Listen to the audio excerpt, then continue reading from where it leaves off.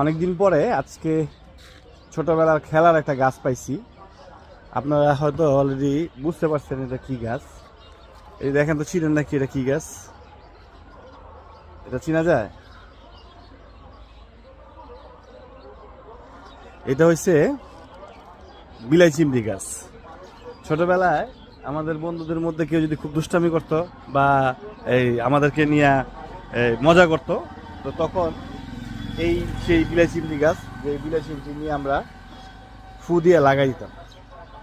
এবং এই বিলাই চিমটি লাগাই দিলে কি হয় সেটা আপনারা যারা জানেন তারা তো জানেনই, আর যারা জানেন না তাদেরকে বলি, এটা এত চুলকায় আর শরীরে এত রাশ তৈরি হয় যেটা বলার মতো না। এই গাছটা আজকে হঠাৎ এখানে আইসা দেখলাম, মনে হইল।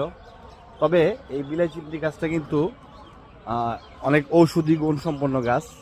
হ্যাঁ, এটা আপনারা যারা গুগলে সার্চ দিলে দেখতে পারবেন যে এই বিলাই চিমটি গাছের বৈজ্ঞানিক নাম কি।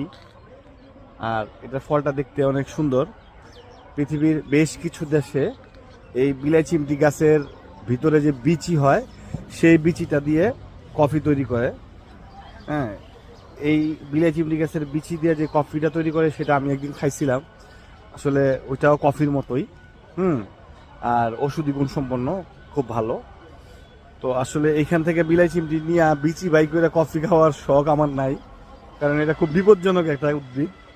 হ্যাঁ, আমারও একবার শরীরে লাগছিল, তো এটা বাসায় প্রকাশ করার মতো না। ভিউয়ার্স, ধন্যবাদ, ভালো।